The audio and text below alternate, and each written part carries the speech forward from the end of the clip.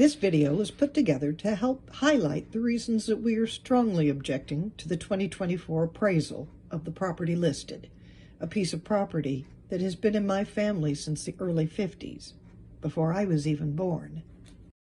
Now, I was told to not include any emotion in our protest. I've included this picture of myself to show the long-term commitment of my family. We're not greedy developers or fly-by-night investors out to flip the property and make a quick buck. Now, I'm a visual person, so I made some crude, not-to-scale drawings just to get our bearings. Here's our property. You have the jetties to the north, Corpus to the south, the beach to the west, and the channel to the east. Let's add some surrounding street names.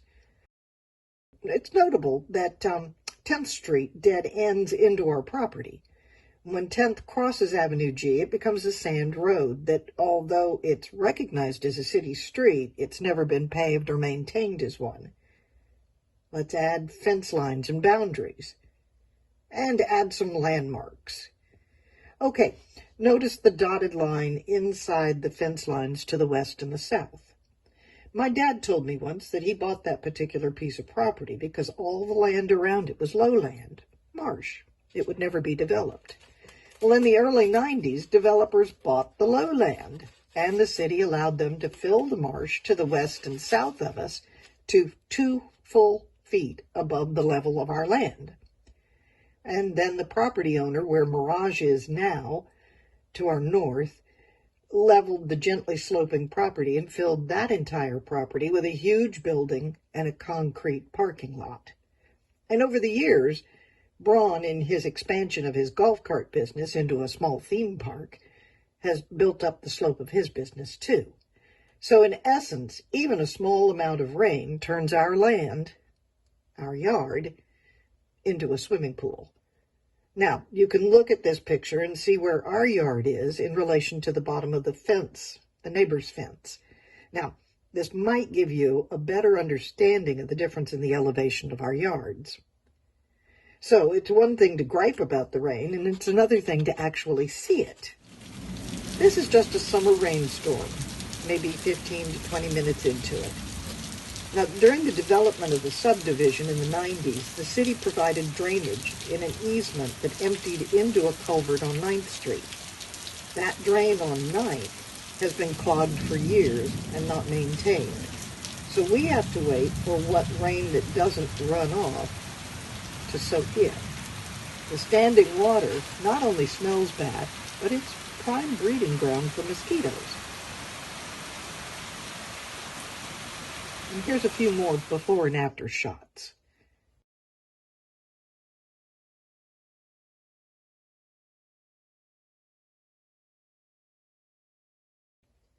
Speaking of bad smells, let's talk about what it's like to be surrounded by business. First, there's that early morning dumpster serenade a few times a week, between 6 and 7 a.m. when they pick up and dump and bang the dumpsters a few times. Yeah, that's always a really pleasant thing to wake up to. Then there's the garbage that doesn't quite make it into the dumpster or the truck. This is the Mirage side of the fence between our property lines. And this is our side of the fence. And yes, it does blow under and into our yard. And this is what we see every time we pull into our property. Those are bronze dumpsters. And this is what we see as we're leaving. Now, we also get to pick up what blows out of the dumpster and the garbage that bronze customers throw out of their cars. Empty cups, cans, bottles, fast food containers, wrappers, dirty diapers, and during the pandemic, rubber gloves and face masks. Guys come over and urinate in our bushes. People let their dogs off leash to come poop in our yard. Oh, they park in our yard. They turn around in your yard. They even do donuts in our yard. If it's been raining, they rut our yard. And one last thing about garbage. Even though we still pay for it monthly, we haven't had regular garbage pickup at our address since before Hurricane Harvey. The garbage truck simply cannot back up here. Why, you ask? Well, because people, bronze patrons, don't know where to park or how. Quite often, We can't get into our property. Or out. Let's just hope we never need a fire truck or an ambulance while these guys are tailgating. I kid you not. They had a small pit going in the back of that truck, and they were grilling hot dogs. Now, I have many, many, many more pictures like this, but I think you get the idea. Okay, so I've covered parking, garbage, the flooding. I haven't even touched on the music and the noise. The sound system goes on usually before 8 in the morning and goes until well after 11 every night during the high season. And at times we have to really turn the TV up just to be able to hear it over the band. One night a week is karaoke. Now, in my humble opinion, outdoor karaoke should be punishable by law. And this brings me to comparables. The county cited 5 properties. Not one has the issues that our property faces. The first property is next to a private marina at Channel View, and when it's developed, will offer what the name implies, a gorgeous channel view, not the back of bronze dumpsters. The second isn't very far away. It's a corner lot in a neighborhood of mostly new 3-story homes with functioning drainage culverts.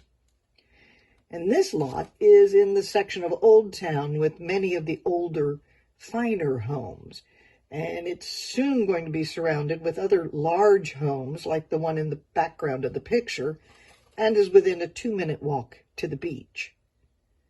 Again, this is a lot in an older established neighborhood with drainage. And this is possibly the closest property to being comparable, but even this property has a maintained culvert not far from it. So, in review, using your comps and my proof, it's obvious that any increase after what you did in 2023 is not just shocking, it's just unrealistic. I've shown that this property has issues with encroaching development, negatively impacting the current and future value of our land, in addition to the problems associated with the surrounding businesses, the garbage, the parking, the noise, the public urination. We also have limited access to city amenities, most particularly adequate drainage.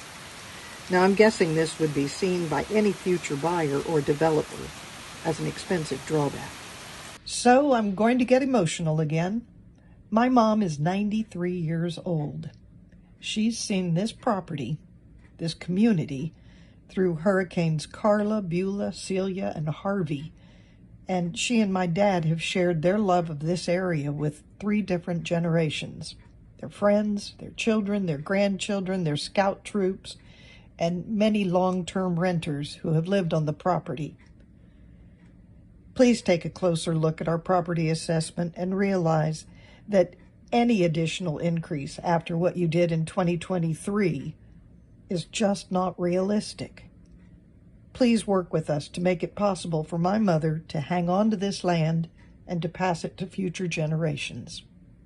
Thank you.